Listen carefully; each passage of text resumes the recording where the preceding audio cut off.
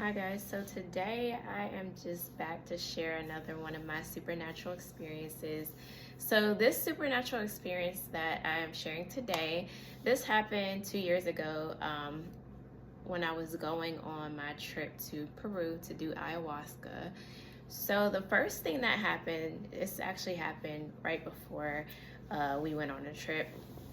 And uh, we were deciding on like there were a few people who were going who were staying in a room by themselves, but everybody else was gonna have to have a roommate. So the group of ladies who I was going on the trip with, most of them they already knew each other. However, there were like four of us who were like extras who didn't know anybody. But so basically there was one particular woman who was with the group of women who already knew each other. And I said to myself, like, I already knew I was going to be one of the people who was going to have a roommate, and I was okay with that.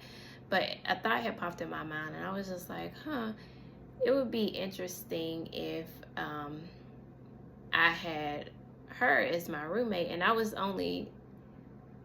intrigued by this particular woman because I knew that she was a psychic medium, and I had previously discovered that I had some type of psychic medium abilities. So I just thought that was interesting to, like, if me and her ended up being roommates. But I was like, oh no, she wouldn't end up being my roommate, because I figured that she was going to end up being a roommate with one of the women who she was already acquainted with. So the very next day, we were using this app to for group messages so that we can communicate back and forth. And the woman who was the psychic medium, like, she ended up putting a message in the group basically saying that basically asking who was available to be her roommate. And by the time I even looked at the messages, like, this message was sent 4 hours prior and nobody had responded. So I'm like, oh, this is interesting. So I responded. I was like, I'm available. So at that point, her and I were roommates. So that's the first occurrence that happened. And then after we actually got to Peru, there was one woman who she actually joined in on the trip a few days before we were even going. So even when she decided that she wanted to go, like, you can tell that she had like a lot of resistance. Like, I honestly don't think that she was ready to go on this trip.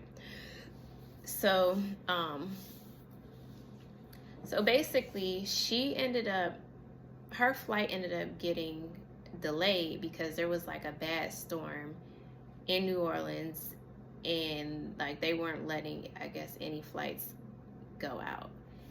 And she was supposed to fly in the very next day. Now, she was the only one whose flight got delayed, and I feel like it was because of her resistance and because she wasn't really ready for the experience. So, the next day, or even before the next day, everybody's just trying to keep her in good spirits, and they really wanted her to be there, which I did too, because it's a healing experience, and whoever joins in, like, they're going to benefit from it. But that night, the first night we were there, I ended up having a dream that she had called the lady who hosted the retreat, and she said, I'm not going to be able to make it. And this dream, like, it felt so real to the point where I even heard this lady's voice. Like, she has this sweet southern accent. I heard her voice, and I'm like, all right, there's something to this. So I ended up sharing that with the group the next morning, and they're like, no, she's coming, and all of that. But I want to say by that afternoon, she had called the lady who hosted the retreat, and she told her that she wasn't going to be able to make it. So that's the second occurrence that happened. The next thing that occurred was, let me look at my notes real quick. Okay, so the woman who I ended up having as my roommate, her and I, we had some really good healing conversations, and all of this happened before we even did the ayahuasca. So while we were talking, she was just really looking into me, and she's like, I see spirits around you. So she offered in that moment to do a reading for me, and I'm like, sure. Um, so this reading was very interesting because as she's going through the details of this individual that's coming through, I was so confused because I'm like, who is this? Like, it wasn't making sense to me because in my mind, I assumed that it was going to be somebody who I was really close to who passed away. But as she's describing, I'm like, well, who is this? And then at one point, she was like, he, um, he said he's like your play brother, and I'm like, okay, I couldn't think of anybody. And then after the next thing she said, when she was like, his name starts with a T, and I'm like, oh, like I know who that is. So it ended up being my sister's ex-boyfriend who had committed suicide a few years prior to that. And that's like one of the last people that I would have expected to come through because I assumed that it was going to be somebody close to me. But that just goes to show, if you ever get a reading or a psychic reading from somebody, just know that it's not always going to be the person, somebody who was close to you. It can be literally anybody who knows you can come through with a message.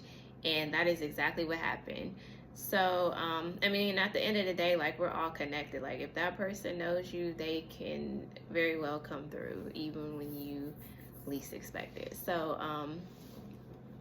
So the message that he came through with it, and it was interesting because before the actual message, like, the things that she was saying, like, you can tell, like, it was his personality. Like, he's always been, like, a silly type of person and, like, very playful. And he was like, the first thing he said was like, sorry about that. And what he was apologizing for was he was apologizing for the things that I had to see my sister go through with him. And he felt like that was the reason why I ended up in the abusive relationship that I was in, because I actually used to stay at his house on the weekends. I used to go over there with my sister, and that was actually how I ended up meeting the abusive ex-boyfriend, is from hanging out at his house, because that's where I met that guy.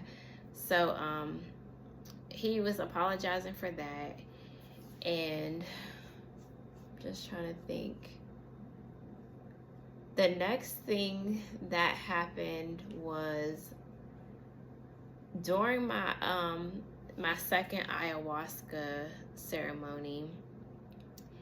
He came through at the end, and it was almost as if like he was there the whole time, but I didn't know. It felt like he was there to assist me through my journey. And at the very end of my experience, he had came through with a message for his best friend and his sister, which I did pass along to them.